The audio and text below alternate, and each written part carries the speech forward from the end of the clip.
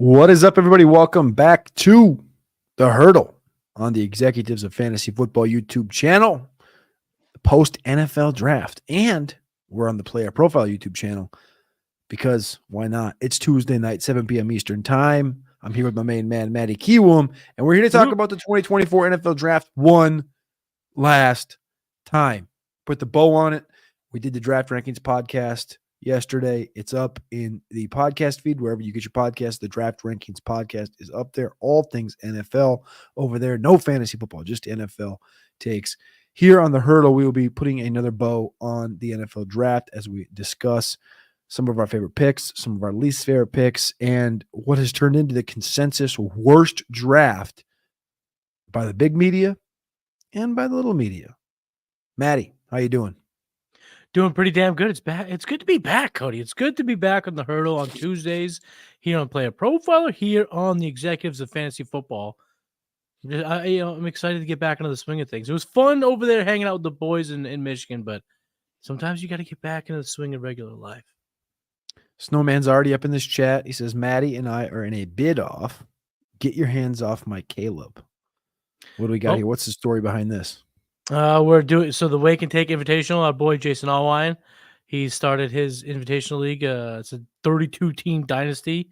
It's insane. I didn't get an invitation. That's ain't above my pay grade. It's on my league. But Jason, that's apparently what it is. That's apparently what's going down. My guess is he could have invited you and you just declined because it is a 32-team dynasty league. But again, it's not my cup of tea. It's not my jurisdiction. I'm just in it. Whoa.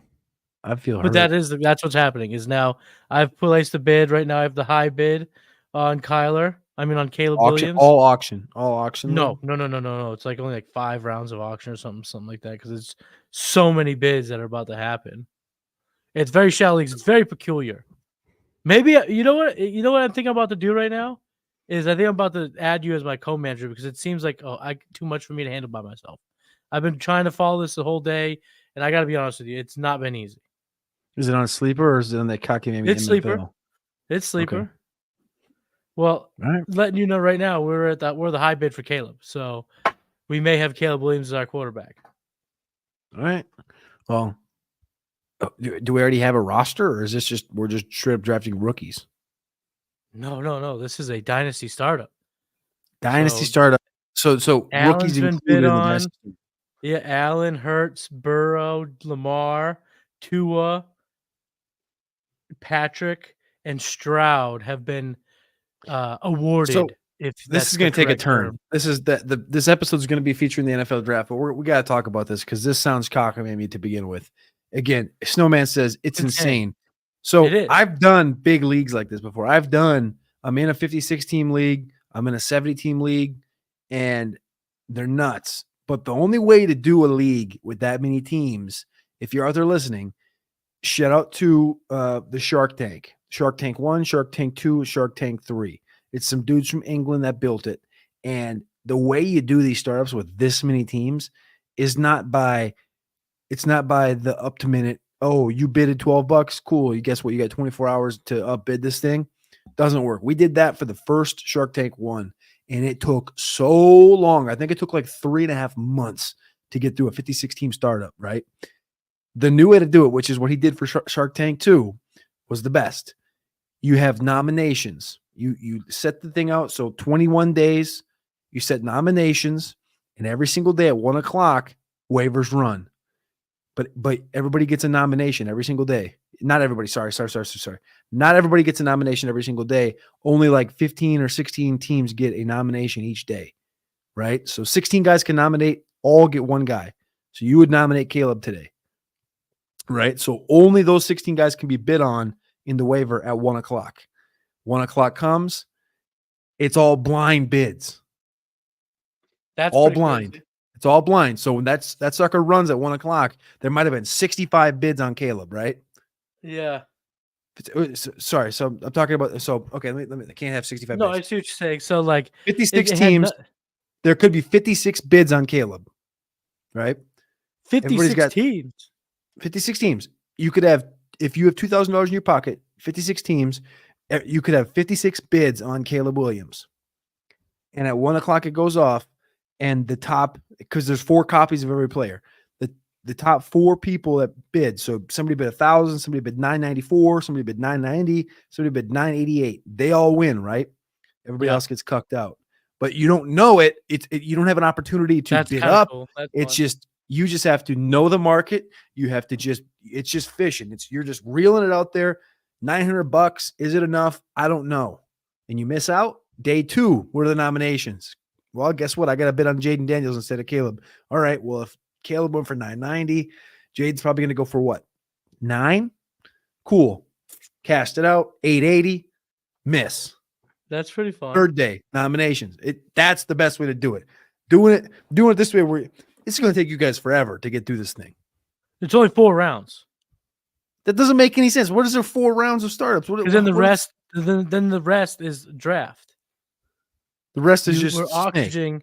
Yes, we did this for the TGIF. It was awesome. We did auction to start, backfilled it with the rest of it, and they're not super shallow rosters. So there's going to be kind of like I don't know what there's going to be. That's the fun of it. I don't know, but I could, like I said, I could use a hand if you want to jump in. I could send you a little co-manager, and we could tag team it because, like I said. Okay, I wasn't tracking the beginning because that didn't make any sense to say it was 4 rounds or 5 rounds. That doesn't make a lick of sense. No, it backs up. I get it now. We got time. Then it is draft. Yeah, see, that's what Harry Snowman's on it. Okay, so that makes sense. First 64 players are I jump into leagues like I do board games. Like you could explain the rules to me, but we're better off just playing it and let me get a feel for it, and then I'll hit the ground running. I like it. All right, add me as co-manager. Let's run these fools.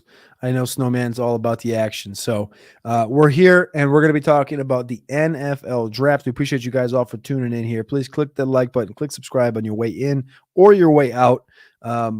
Regardless, it's much appreciated. Now, let's jump into the grades. Matty has these grades going up on playerprofiler.com, team grades, whether it's Arizona, Jacksonville, New Orleans, Dallas, doesn't matter. It's going to be up on Player Profiler. And then rounds 1 through 7, pick by pick, the grades will be up on thedraftrankings.com. That's thedraftrankings.com. Matty, let's start out with team grades.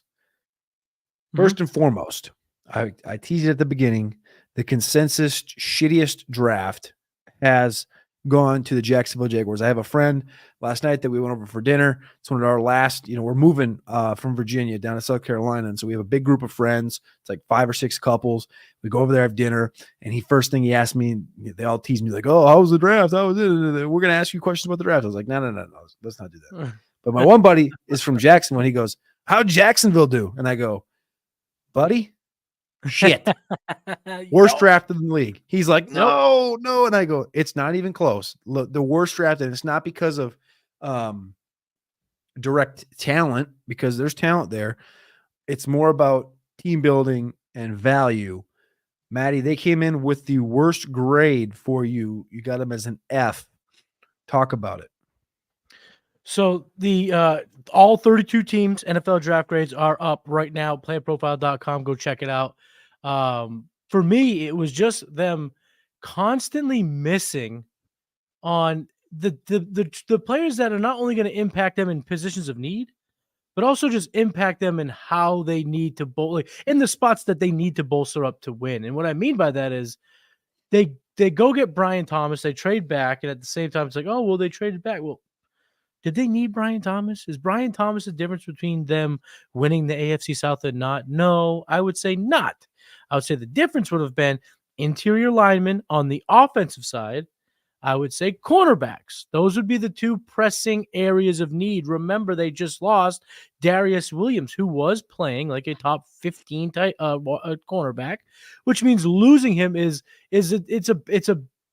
going to hurt your team in the future, because if you had a guy that was pretty good on the outside and now you don't, and you replace him with subpar talent, I think they're just very rudderless in that regard. And then they just double tap interior linemen. I understand why they probably could go one DT, but no, they decide to double tap interior defensive linemen from the same school. So it's like, okay, we're okay.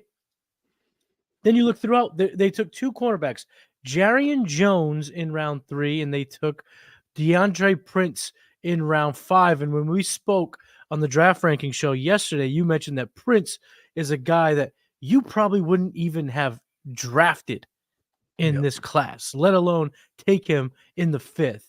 And when you just look at the values of round 1, for me, leaving guys like Cooper DeJean, Nate Wiggins. Well, I mean, dog, Terrion Arnold was the next pick.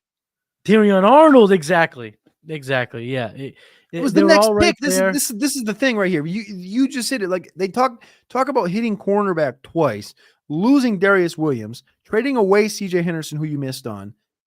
It's Tyson Campbell, who's a second-round pick a few years ago. He's fine. He's good. He's solid. He's fine. Yeah, he's fine. But they go out and get Ronald Darby, who's an injury-prone cornerback, and it's a clear need. And Terrion Arnold falls to you at 23, a guy that was projected to go ahead of him.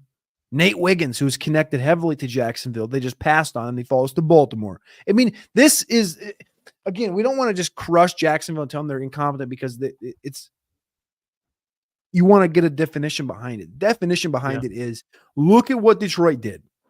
Detroit moved up to get Terrion Arnold.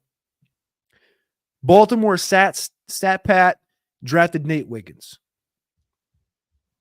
Philadelphia moved up on day 1 to get Quinyon. Right. Sorry, they did not move up on day 1 to get Quinyon. They stood pat, got Quinyon. That's even worse. They didn't have to. at 22, and they moved up to get Cooper DeJean on day 2. That's what they did. They moved up. Yeah. Those instances right there are all what? Detroit, Philadelphia, and Baltimore. Detroit, Philadelphia, and Baltimore. What is that? Those are top upper echelon general managers and team builders. Eric DaCosta, Brad Holmes, and Howie Roseman. Right. Corner. And Jacksonville, now again, they cut Zay Jones today, but you have Parker Washington, who you watched succeed. You paid Christian Kirk. You paid Devin Duvernay. They added some nice receivers in undrafted free agency. But they spent a first-round pick on Brian Thomas, who can stretch the field with the best of them, 100%. But so can Gabe Davis. If we're being honest with ourselves, they spent $33 million on that skill set, so they decided to just double tap it. This is the same.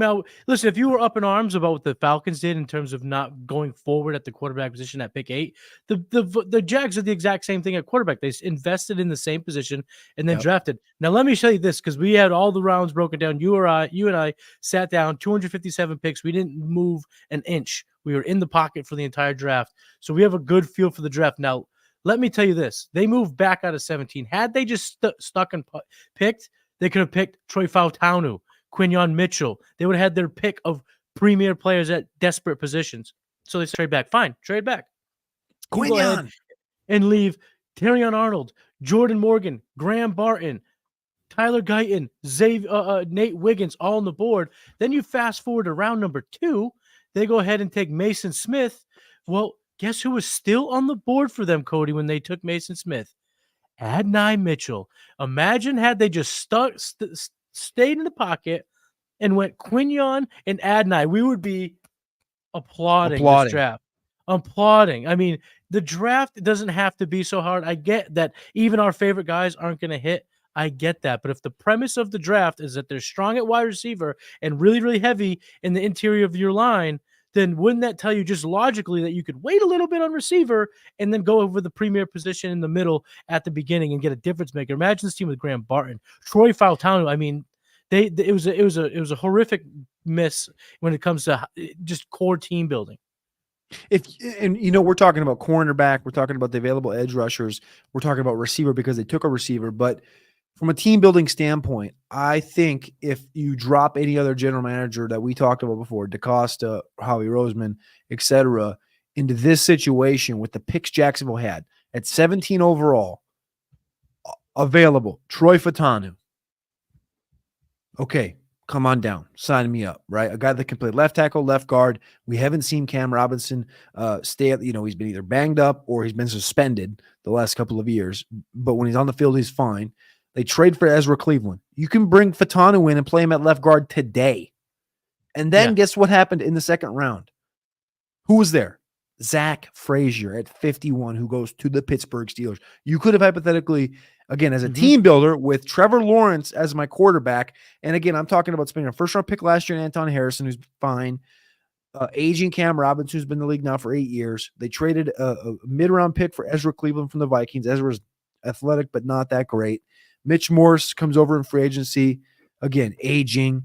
Brendan Scherf, aging, a guy they signed a few years ago. They ended up taking Javon Foster in the 4th round, but you can shore up this offensive line and build it so that you can pay Trevor Lawrence this fall. They exercised his 5th year just yesterday. Fotanu Frazier. Okay, but we need a receiver. We need a receiver. Okay, well, guess who fell there to 96? Some guy that's like 6'2", 176 pounds, runs a 4.41. Troy Franklin falls to you at the end of the 3rd. I'm not saying he was great, but both of these guys are, for us, in the developmental tier at receiver. They're both very they have a high boom factor. Both Brian Thomas and Troy Franklin do, but they also have very high bust factor. But you're going after that trait, and Brian Thomas is a couple inches taller, a little more dense, a little quicker. It's just like a knockoff version of each other. A little more polished, but not his route tree is not as defined. Also, Javon Baker was there too. Like, I'm just saying, like, from a team building standpoint, you need to know where the board's falling and also know what you need. What you needed was an interior offensive lineman, not interior fucking defensive lineman, where you just spent $100 million on Eric Armstead. And exactly. You spent all that money on Armstead, and then it keeps getting worse. So let's just say you want to talk me into Brian Thomas going in the 1st round, but then in round 2 you go Zach Frazier. Okay, fine. Okay, now that's fine. Or let's just say screw it. You want to go Mason Smith. You fell in love. Let's just fast forward to round 4 where they took Jordan Jefferson, a 2nd defensive tackle, when Mason McCormick and TJ Tampa were on the board. So when you take these mistakes, you can argue them any which way you want, but when you compile them, it's just a compilation of bad decision-making, and Trent Baalke once again shows how he is going to squander one of the best, quarterback prospects we've ever seen in the modern era, to be quite honest. Trevor Lawrence coming out was that dude. And we were led to believe it's all Urban Meyer. It's all Urban Meyer and this nut job. Okay, fine. Let's reset the clock.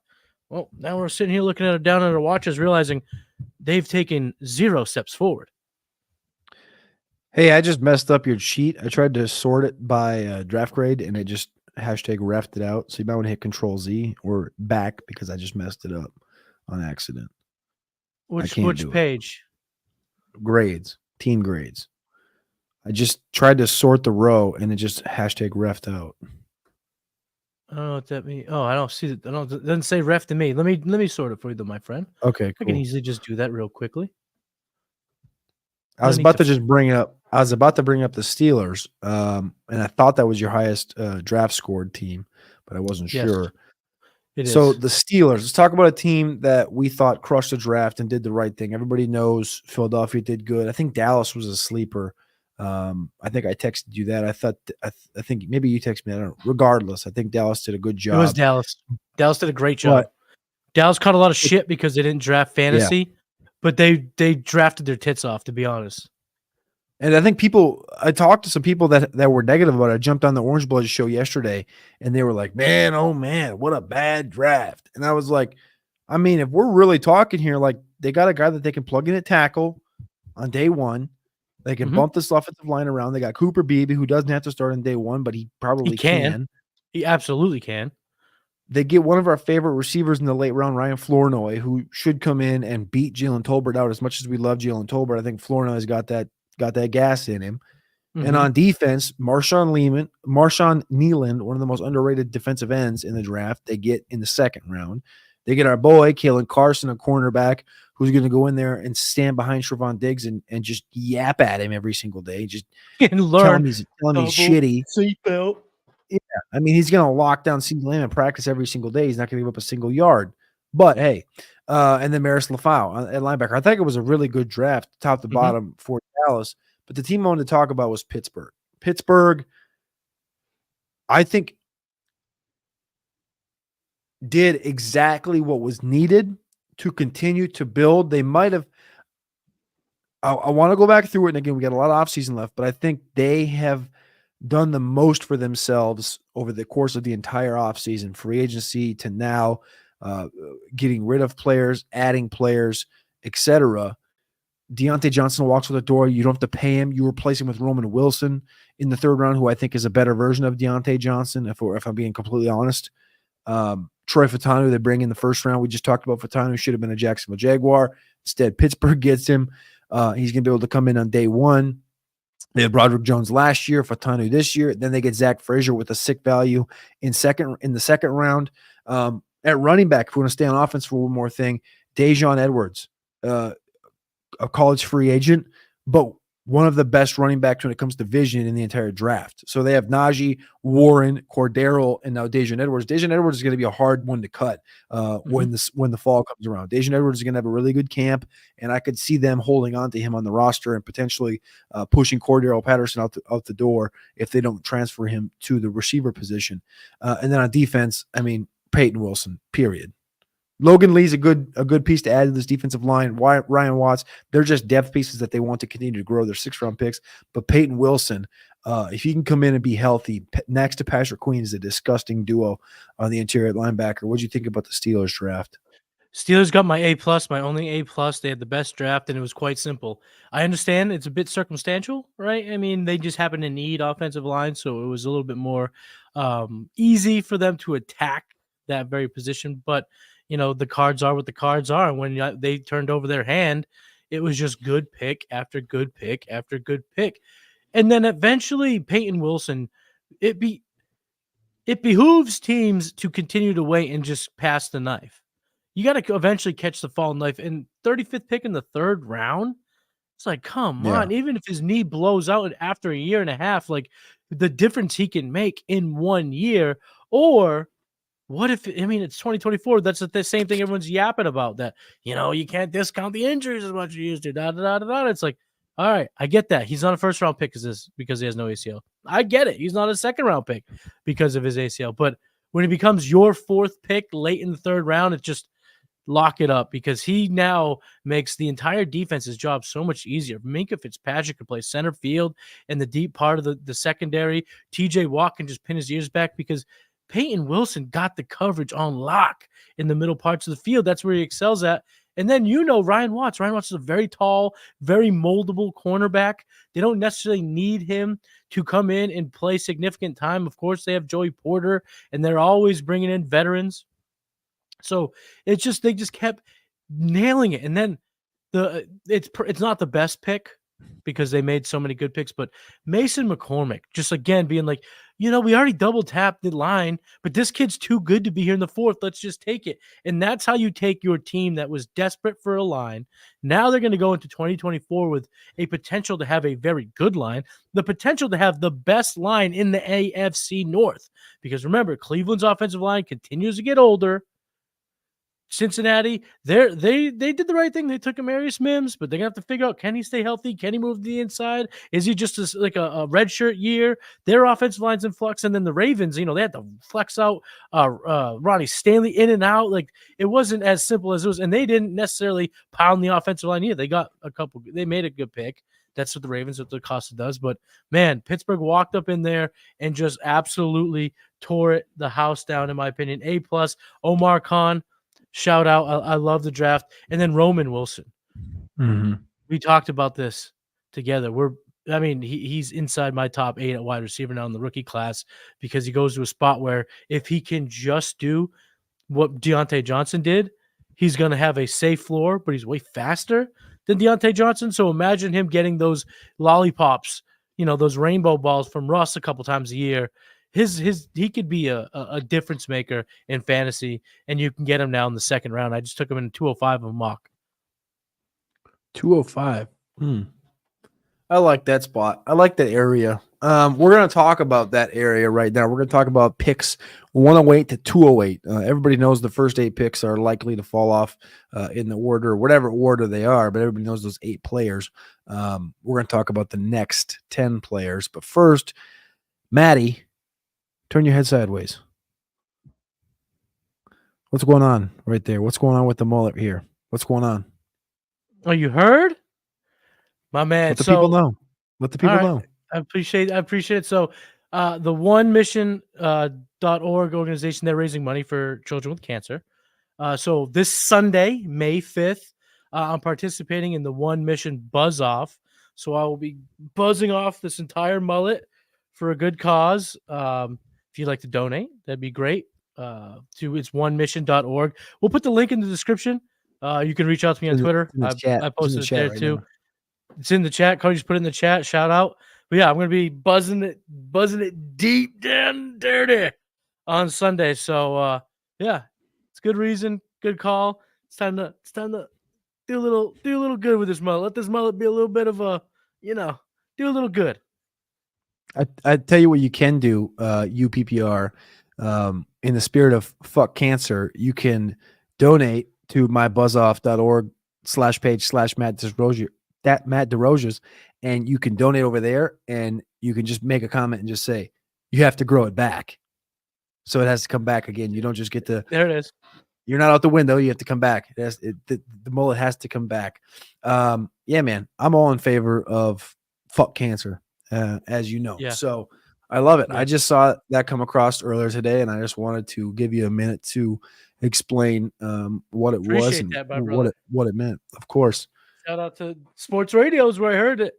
And then when it just hit me, I was like, yo, that's a great idea. I'm going to go ahead and do it. Didn't know that it gives you, like, when you register, it gives you a page to raise more. I didn't know that. I just figured I was just going to do it and donate my own and then take the kids and make it a day and stuff. And then all of a sudden they kind of set you up like, oh, yeah. Well, I just happen to probably be on 4 or 5 shows this week. Why not throw it out there? See if people want to donate a couple bucks. There it is. There it is. We appreciate it. And as Snowman says, 23 watching, 4 likes. Hit the damn like for the mullet, baby. All right, Matty. Round 1, round 2. We just published the rookie win sheets over on the draftrankings.com, which as if you go over there and check it out, you can see these are defined by round. So if you look at my Superflex version, I only have 11 players that I deem worthy of a first round fantasy dynasty pick. In Superflex, 10 in round 2. Round 3, I got 19 players defined, I think, as third round picks. So it kind of shows you where the value is, or where the grouping of most of the guys is right there at the end of round 3, early round 4. Round 4, I got 20 players as well. And really what it does is it's a horizontal board as much as it is a vertical board. And Matty has the 1 quarterback listed out. He has 8 first-round picks, 13 second-round picks, 16 third-round picks, and so on. Again, everybody knows the first 8, Matty. 1 QB, it's Neighbors, Harrison, Odunze, Worthy, Coleman, McConkey, Caleb Williams, Brock Bowers. But what about the next 8? The next 8, we both came in. We didn't talk about this. I'm running the Superflex board. You're running the 1 QB board. Seth is running the half PPR board, and we both came in with a team we just talked about, Pittsburgh, Roman Wilson as our wide receiver 7 post NFL draft. I have him over Brian Thomas. I've said it before. I will be unapologetic about this. I have a certain archetype that I target in leagues. I feel like in PPR formats, they are the safer of the bunch. Could Brian Thomas get 8 touchdowns this year and smash? For sure. But give me the targets, give me the reliability, and give me the role on an offense that I think is going to be on its way up after what they did in the draft and what they've done in the offseason. All signs point to Roman Wilson having a great year 1, and I would rather be early than too late on a player like Roman Wilson. After that is somebody that is generally pushed further up in the conversation, Brian Thomas Jr. out of Jacksonville, formerly LSU. You have him here right behind Roman, so technically wide receiver 8. For myself, I have him 1 spot higher. Wait, never mind. Sorry, I said that wrong. I have him 1 spot lower. I have him below Adonai Mitchell. Adonai Mitchell, Brian Thomas. I want to know your thoughts here. For me, I understand the targets for Jacksonville for Brian Thomas. I'm hooked. I'm caught on the route running. I'm caught on what we just talked about a minute ago with the offensive line. I'm caught up on trusting the process in Jacksonville rather than believing that Adonai Mitchell can succeed as a rock solid number 2 next to Michael Pittman. 2 guys I think play off of each other in the route running. And I understand Anthony Richardson's there. That is a cause of question, which I think allows the back door to be open for players that are actually below both of these guys to vault them. But Adonai Mitchell, Brian Thomas, talk to me. My tiebreaker there was I'm just obviously a little bit more okay. I'm more okay with the fact that Trevor Lawrence is the quarterback in this above Anthony Richardson. But when I look at the spots, it's really once Anthony Richardson can show to me he can get 2 guys the ball, I'm willing to put him above Thomas. I had him, right around them pre-draft. And again, I have an archetype. I'm not going to apologize by this. If you ask me to put money on who's the target leader in Jacksonville, I still think it's Christian Kirk. And then we'll talk maybe Brian Williams or Evan Ingram. Brian Thomas, by the nature of his role, by the nature of his skill set, to me, will always be two touchdown dependent. Okay, AD has a little of that too. Yeah, and the tiebreaker for me is the fact that I just have more faith in Trevor Lawrence in terms of getting multiple guys the ball than I do Anthony Richardson at this juncture in their careers. But I mean, they are back to back because they do excite me in similar ways, and they both make me a bit nervous in similar ways. But with Roman Wilson getting that landing spot, I think it just further solidified that type of player. I mean, if you look, Ladd McConkey, Roman Wilson back to back, that's just what I want. I want targets. I want PPR. I want cheap points, the stuff that a lot of people get frustrated with, but that's how I think you build champions. All right. Last topic before we get out of here. And also shout out to the Harry Snowman who just made a $100 donation to Mr. Matty Kiwoom's cause over on the mybuzzoff.org /page/Matt DeRosiers. And you nailed that last name. That's my real name, everybody. Anthony in the chat also donated $10. He said, stipulation is Matty grows it back out for the year because it's a sweet mini mullet. Shout out to Anthony for donating as well. And shout out to the Harry Snowman. You guys are the fucking bomb. We'll just put it that way. You guys are the bomb. Jumping in here and being here. Hell yeah. All right. Last one here. Running back position. Benson, Wright, Brooks. Tier 1? That's my tier 1. Yeah, that's my tier 1. There's a break after that. For me, it's Brooks, Benson, Wright. For you, it's Benson, Wright, Brooks. Mm-hmm. If Miles Sanders got cut tomorrow, Brooks would probably be number 1. But just as we're writing it right now, it just feels like if there's a chance that they keep those players because they're going to slow play him and he can't come back till call it Halloween or whatever. It just for right now that's where I'm putting my value. But I like all 3 players and I like all 3 situations. All 3 situations are quite similar. I like it. I understand it. I think Wright's going to get plenty of opportunities. I pushed him down a little bit. He's not quite in the same tier for me. He's a couple notches below. So it's Brooks side by side horizontally with McConkey, then Benson, and then Michael Penix in. So I don't know why I keep saying Penix now because these assholes were saying it on the show. That's right. All weekend. It's like stuck. It just like comes out. And I'm okay. I didn't mean that. Roman Wilson, Adonai, and then I have Wright with Brian Thomas side by side in the late part of round 2. And again, I don't expect to get Brian Thomas having him put there in the rankings, but Wright is right next to that. And then below him is my running back 4, who is also your running back 4, is Audric Estime from Notre Dame, now in Denver as a 5th round pick. Alex told me this was cockamamie to have him ranked this high, but Matty, they're telling us, this is Alex's rule, this is the time of year where they tell you everything and what their intentions are, what they mean. Javonte Williams' contract expires at the end of the 2024 season. Javonte Williams has yet to have a 1,000-yard season. We saw them push the ball into McLaughlin's hands with Javonte in the game. Audric Estime brings a lot of the same things to the table that Javonte Williams does. In a class that is built like it is, where we're reaching for opportunities like Bucky Irving in Tampa behind Rashad White, we're reaching for Tyron Tracy to as a top 10 back, grow into a role. I love Tyrone Tracy, but we're wish casting right now. That's what we're doing.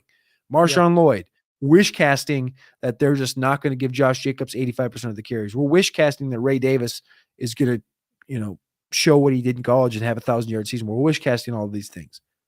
Will Shipley also behind Saquon Barkley. Like, these are not ideal spots. Audric Estime looks like as much of a guarantee to get a role in 25 and 26 as any of the remaining guys after the big three. For me, I think he has the best role to have, or the best path to have a pretty clear role in 2024. That's why I bumped him up the ranks. The thing about Corum, everyone say Corum and Kyren Williams. Once he was drafted there, everyone's comp for Corum was Kyren Williams. Yeah, remember what Kyren Williams did his rookie year? He was a virtual zero. And if there's a chance that could happen for running back, I'm going to fade him every time because I've been playing this game long enough, and I know you could have gotten Kyren Williams on the dirt cheap his rookie year. And if that trajectory is on the similar path of Corum, will it be as cheap for Corum? No, but you could buy in much later. Give me the guy who has a chance to see his stock skyrocket early on, and Audric Estime does that. This is why you tap into guys like us, because we not only go into the analytics, not only we talk about statistics, the service stats, all that stuff, but we also are, fascinated with the human aspect of team building and where those edges can be had.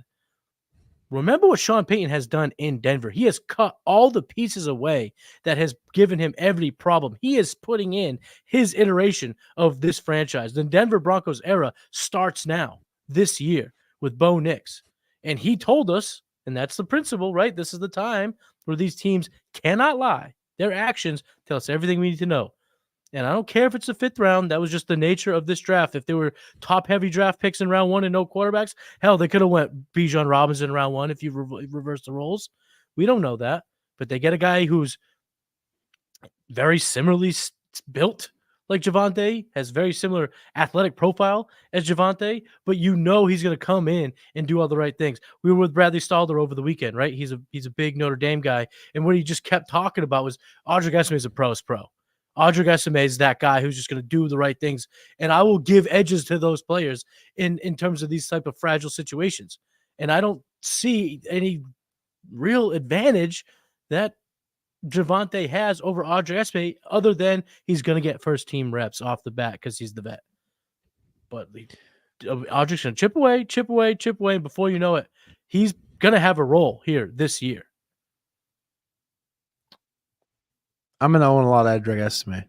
Not usually my prototype at the running back position, but I'm going to own a butt ton of it. And if you want some Audric Estime, and if you want some values, and you want to be in line with Matty and I, and you want to get the 1 quarterback PPR, the Superflex PPR, the 1 QB half PPR, and yes, we're going to have tight end premium come out because the people have asked for tight end premium, so we're going to get tight end premium published because we're the draft rankings. The draft rankings are draft rankings for every draft humanly possible. You can find it over there at thedraftrankings.com.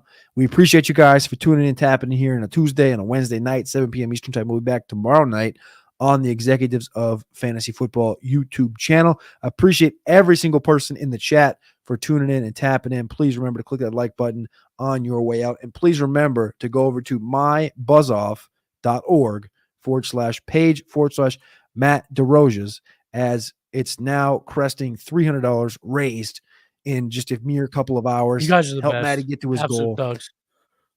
Help Matty get to his goal. Help Matty get that hideous mullet off the back of his head so that he can start growing it back out. We appreciate you guys, and we love you. Peace.